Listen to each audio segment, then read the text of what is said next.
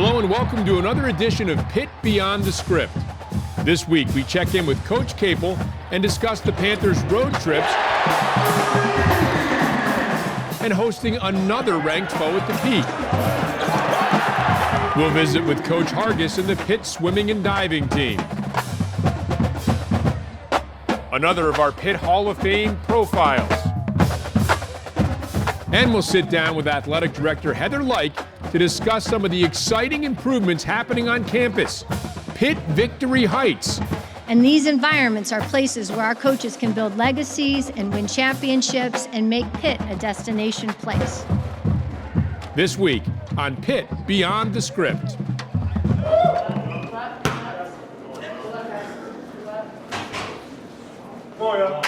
First of all, I'm proud of our guys. I thought we fought. We put ourselves in a position to win. Congrats to Louisville. They made some tough plays down the stretch. Kimball stepped up and made a huge three. Sutton made a huge three in the corner in overtime. And they stepped up and made some free throws and got timely stops. So, again, proud of our guys. Thought we fought. We played, I think, one of the better teams in the country. Had a chance to win in regulation and put ourselves in a position to have a chance in overtime. Unfortunately, we came up short. Let's go. Here we go. Let's go. Hey, together on three. 1, 2, 3. Together. Let's go, guys. Now ready to go inside the ACC tonight as Louisville wins the opening tip and we are underway. Here's Tony with a pull-up pop and knocks it down. Stops from way deep from three. Trey McGowens. McGowens drives left side and drives it left side. Uses the hoop as a blocker. Lays it up and in. Panthers up 24-15. That step-up scorer. Here's Johnson. He nails it. Well, he stepped up. And an offensive rebound by Sutton, but blocked by Champagnie from behind. Happen again here. Hamilton slamming on the break, spinning. His shot. He got it. He got it up in time. Who had a baseline and kicked it out to Hamilton. Three for Dees Tony. And he's putting together a heck of a game. And you also have to understand this team has been good at home. When you think about the Panthers, they knocked off Florida State, a top 10 team in the country here, opening night of ACC play and opening night of the season. They are comfortable in this building. I think we're getting better. It doesn't show all the time. You know, we have to become consistent. That's the thing we're striving to become. We're not there yet. We showed some signs, but, you know, in order to become really good, you have to be consistent. And that's what we're trying to do. We've shown it in spurts, but we have to do it consistently. It starts as a game, a gathering of friends. And slowly, as some begin to sit back, others stand out. The joy of playing turns to passion. And as the skills develop, so do the minds. And they begin to seek challenges, peers, and mentors to further their abilities and opportunities. The love and passion becomes a thirst for people in a place We make history today in Pittsburgh. that will embrace and push, a hunger for excellence, Blitz, the ACC. and to be in and among champions. These are the dreamers, scholars, leaders. These are the guides, teachers, mentors. And this is the opportunity, the challenge, the place. This is Pitt Beyond the Script. The truth has been, especially in this second half, Trey McGowens. He has been the truth, as has Justin Champagnie and the Pittsburgh Panthers, who have come in the second half and play spectacular basketball, both offensively and defensively, to get a hard-fought, well-deserved win here in the Dean Dome. Hello and welcome to Pitt Beyond the Script alongside men's basketball coach Jeff Capel. I'm Rob King. Let's dive into a great victory. You break a 22-game conference road losing streak and you get the team's first ever win at North Carolina. Yeah, big time win for us. You know, we started the game out. I thought we were a little bit lethargic. We didn't have the energy that's required to win, period, but especially on the road. And I don't know if we were overwhelmed by the building. That building can be intimidating. You know, you look up and you see all the banners, you see all the jerseys, you know, you realize that's the place where so many great moments and great players have played and practiced. And for the majority of our guys that played, that was their first time in that building. And so I just didn't think we had that in the first half. And we knew they were going to come out loaded for bear because of what had just happened to them. And so we felt good to only be down 9 at halftime. And then I thought in the second half, that switch flipped. And the thing that I was most proud of is just how connected we were. And I thought it started with our defense. We were able to really harass them and put pressure on them. And I thought that led to us being maybe the best we've been in a half all season in the second half. We scored 45 points. We shot over 50%. We really shared the ball. We made the easy play. And we celebrated each other's success. And it was a really cool thing to see. With it made 14-60, another turnover. McGowan's with the stop. You're still at the point of the program where you're putting the building blocks in place. So to me, the bad news is you were down 14 in the first half. The good news is that you showed an ability to overcome that and win. Are both teaching moments? Both are teaching moments. You know, I think every situation is a teaching moment, is an opportunity for a young person, or really for anyone to learn. And so I do think both were teachable moments. I don't think it's ironic. I don't think it's coincidence that it had to happen that way. If you go back and you take a look at the previous game, we were up 16 against Wake, and we gave that lead up. Here we were down 14 early, and we had to dig deep within. And so it shows that we have something in us. But the challenge is, can we do that all the time? You know, you'd like to think that you feel really good about what you did in the second half, and you'd see the energy became contagious. You'd see that the defense, you'd see that sharing the ball and making an easy play, and that's something that you could build. But as you know, like I do, because we're adults, habits are hard to break. And that's why we're trying to create really, really good habits where those are hard to break too. And it's going to take some time.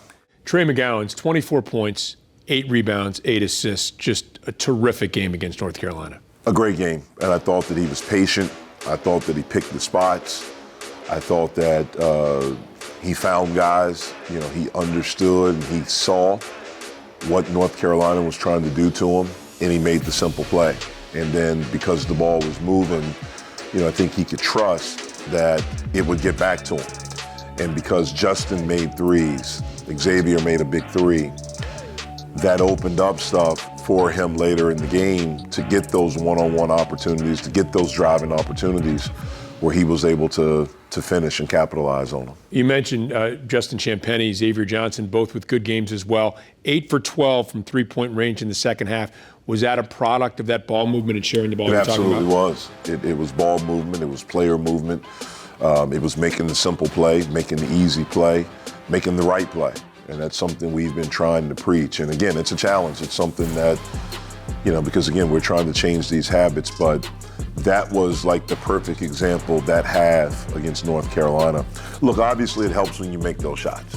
You know, if you make threes and everything looks better, but if you look at the quality of threes that we got, you know, those 12 that we got in the second half, if you look at the quality of them, I thought that's why we shot a high percentage. So Pitt wins that game, snaps the long conference road losing streak. We still have much more coming up with Coach Jeff Capel. We'll visit quickly on the Miami game. Also talk about a nice contract extension for Coach. We're also going to be talking with Athletic Director Heather Lyke when we resume on Pitt Beyond the Script.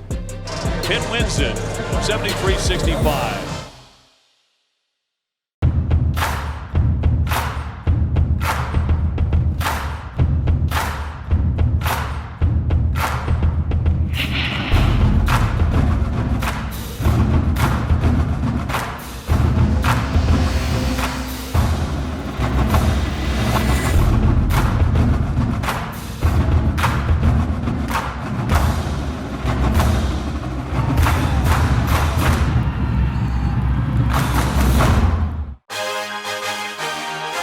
Pitt fans, Tune into the Jeff Capel Show Thursdays on 93.7 The Fan and see it on AT&T Sportsnet. It's your chance to hear from Coach. Well, I think we've shown a toughness. I think we've shown a resiliency. Meet the players. It just felt like home. It was just so cold, and when you're getting hit, your hands cold. And follow the season. The Jeff Capel Show. The thing that I always wanted to do was coaching the ACC. Live at 6 p.m. Thursday nights at the Pitt on 93.7 The Fan and on AT&T Sportsnet.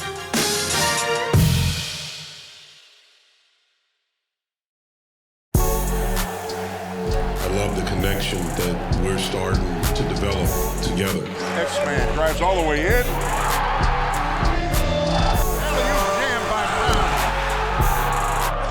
Brown. These Tony 15-footer is good. McGowan goes in for the jam. Wow! And the place is on fire. We have to fight for it, we have to want it, and we have to go take it. That's our focus right now. We're going to be good. Trust me on that.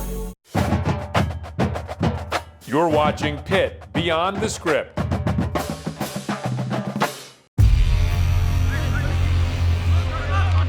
The athletes here have always made the same choice: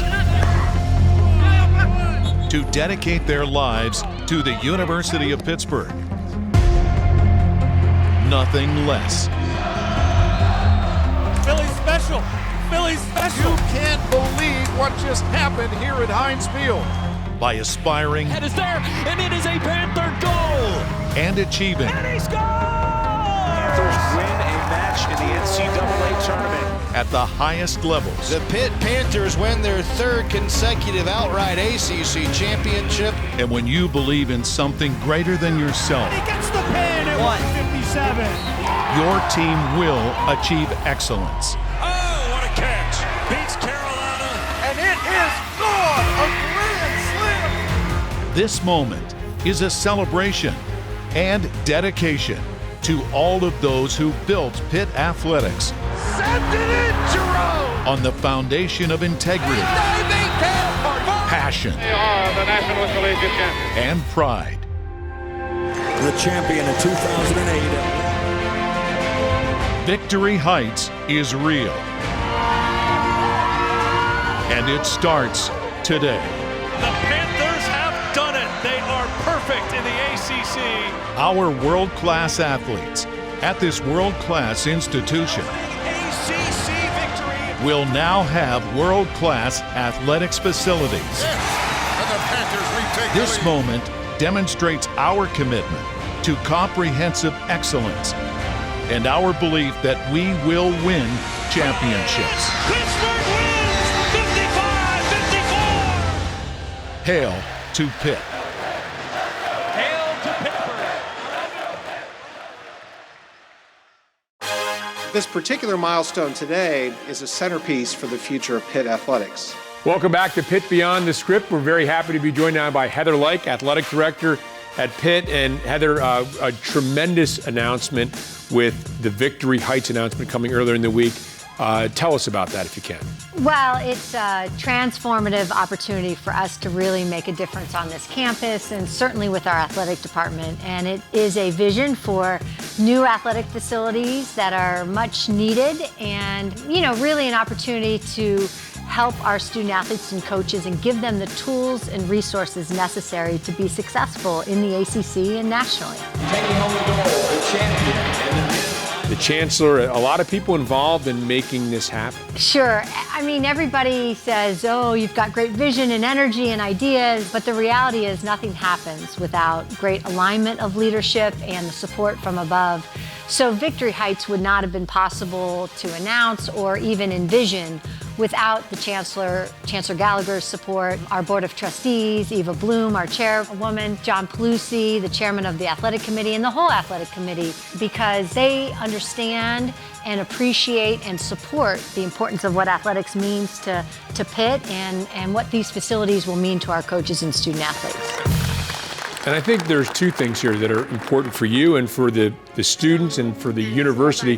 One is that there is an overarching support, and two, to carry out the vision you have of all of the teams being successful, not just one or two teams competing in the ACC. But you said from day one, you want every program to be strong. Right. No, it's this concept called comprehensive excellence. I mean, it's about the fact that we have 19 teams here, and we want all 19 teams to go compete for ACC and national championships. And, you know, our vision is for every single person in this athletic department to make an impact on every one of our student athletes. And if you come to Pitt to be a student athlete or a student, I want it to be one of the most extraordinary experiences in their life.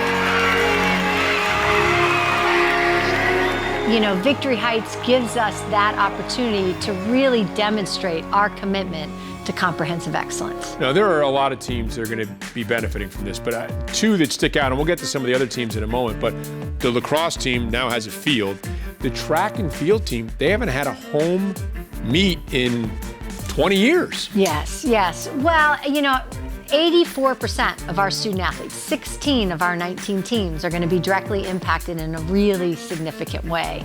And so it is one of the most comprehensive undertakings, transformative opportunities to really showcase and create a new arena, a new sports performance complex, a new indoor track, a band facility, and lacrosse.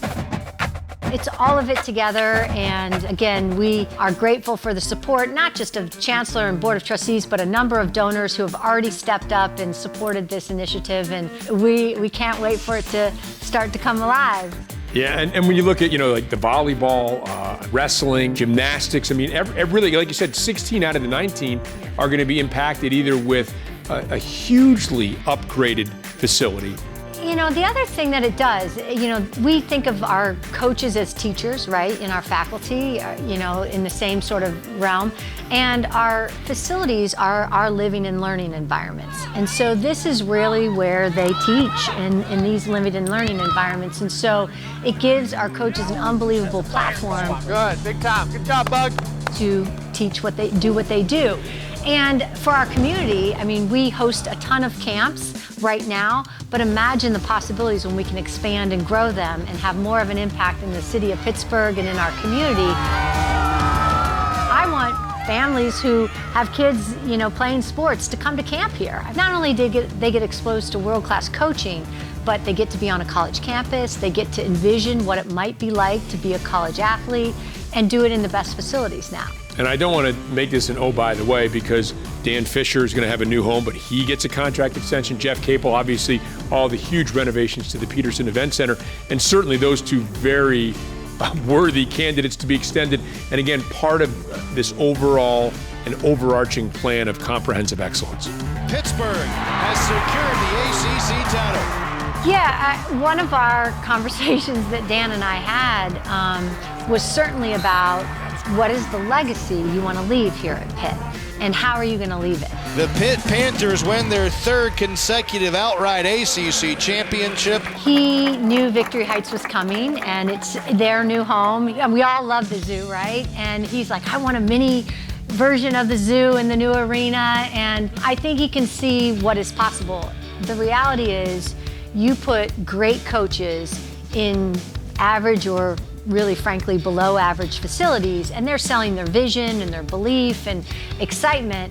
But if you put great coaches in unbelievable facilities, they have a chance to build and sustain success. And that's really what it's predicated upon, is how do we create an environment and a foundation to sustain a level of success that we want at Pitt. Heather, congratulations. Thanks very much. Thank you so much. Hail to Pitt. Hail to Pitt. Heather Like, athletic director. When we resume on Pitt Beyond the Script, we'll check back in with men's basketball coach Jeff Capel.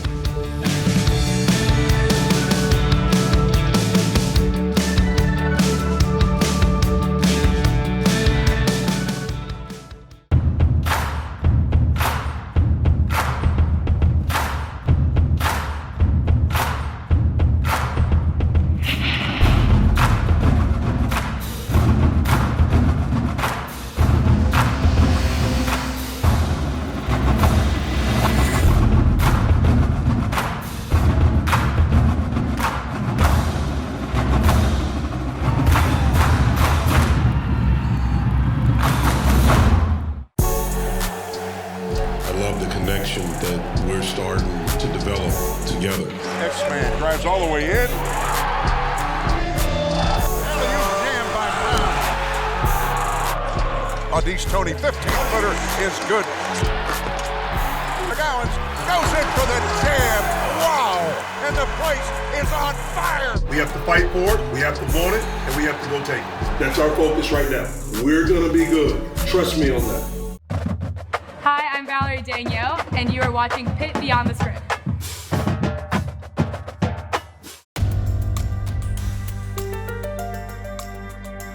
Sue truly set the highest of standards for Pitt swimming. She was an All-American as an individual, she was an All-American as part of relay teams, and she even went on to represent the United States in the 1984 Olympics.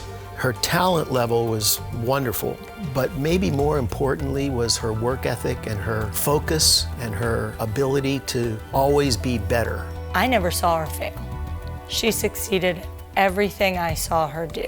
She was a very intense, focused, competitive athlete. As hard as she worked in the pool, she was very energetic outside the pool. Her nickname, Bubbles. Sue Heon was an 11-time All-American, earning national accolades in each season of her collegiate career. Sue has 7 Pitt school records and was an 11-time Big East champion.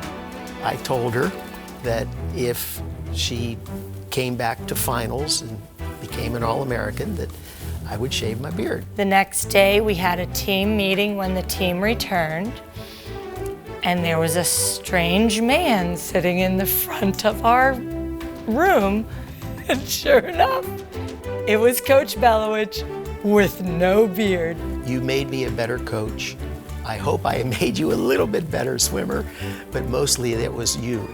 She was just incredible at how she approached every day, just willing to go as hard as she could go.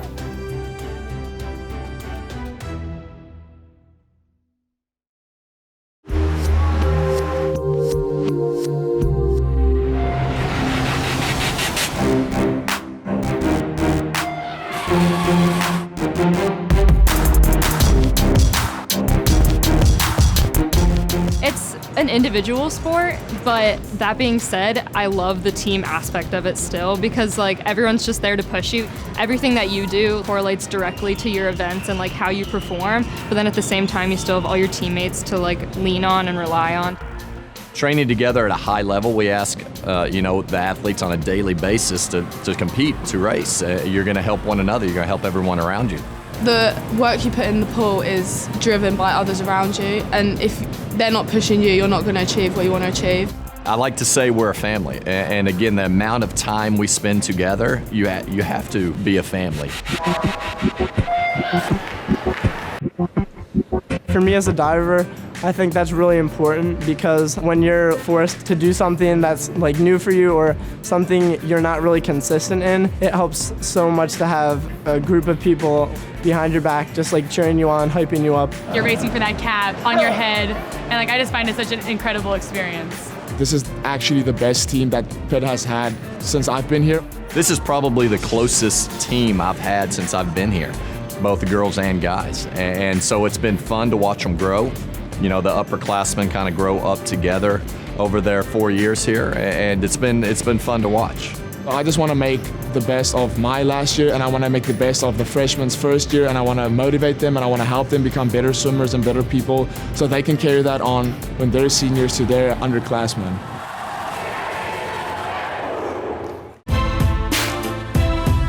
There's a jumper for McGowens, and McGowens is up to 8. And that 16-point lead is gone for Miami. Welcome back to Pitt Beyond the Script. Back with Coach Capel again. Coach, we talked about the deficit you overcame against North Carolina. Miami jumps out to a 16-0 lead, unable to overcome that deficit, although you twice cut the lead to 4 deep in the second half. Yeah, it was disappointing that we didn't play with the required energy and we didn't start the game. I didn't think we were ready, and that's on me. And I have to do a better job of making sure, that we're ready. And you saw it at the beginning of each half. They jump out to a 16-0 lead, and we didn't share the ball early. We didn't screen. There was no movement, and that carried over to both sides of the floor. And it did show because we were able to fight back. We tied it up at 18 in the first half, and then they went on a 9-0 run, and we're up 9 at halftime. And Then start the second half, it was much of the same as the start of the game. And then we were able to find the group that fought and got us back in the game and cut it to 4. But we had to expend so much energy, both halves, in trying to get it back manageable, that I thought towards the end we were tired. We had no timeouts, I think, from the 12 or 13 minute mark of the second half for the rest of the game. And, you know, I'm proud of those guys that closed the game out for us, that played the last 14 minutes. I'm not sure we subbed. And so the example there is that we need everybody. And you have to show up, and we have to be ready to play. And we talk about learning moments, another teaching moment, another learning moment for the kids. Meanwhile, Trey McGowan's 18 points, 7 assists. And from the outside, you know, it seems like Xavier Johnson has been the guy kind of through whom the offense runs and getting the assists. And Trey McGowan's back-to-back games, 8 assists and then 7 assists. Yeah, I thought he was outstanding again. And, you know, made some, you know, towards the end of the game, we put the ball in his hands. I thought he made some good passes, some good plays, some good reads. But we need everyone doing that. And in this game against Miami, we didn't shoot the ball as well as we did against North Carolina. Some of those same shots that we had, you know, didn't go in. But I thought down the stretch, I thought at least the effort was there, where we played hard, we played together. But we have to be able to do that for 40 minutes. You return home, beginning with a game on Tuesday against Louisville. You get 3 straight at home after a couple on the road. Again, still a young team. Is there a comfort level there for getting those 3 in a row at home, a chance to kind of get into a bit of a routine? I hope so. But, you know, the last time we were here, we didn't play. You know, we didn't play well, and so I'd hope so. You know, the bottom line for us is just I want us to perform well. I want us to perform to how I think we're capable of performing consistently. And we have to understand the things that are required to do that. Getting rest, discipline, preparation, understanding the importance of every day, attacking every day, having focus. Understand the adjustments that you have to make now that we're in conference and the schedule is a little bit more consistent. I'd like to finish by congratulating you on the contract extension and also knowing that, look, there's good news, right? The good news is the school wants you, and the other good news is that you want to be here, right? It doesn't happen unless both those things come together. Absolutely. And, you know, I'm incredibly grateful, first of all, that Chancellor Gallagher and our athletic director, Heather Light, and the board and all the people that are involved in that process wanted us initially, and after a year and a half, wanted to extend us and believe in what we're doing. And so it shows their commitment to me, to us, and to what they believe in, how we're doing this, how we're approaching this, and what we're doing.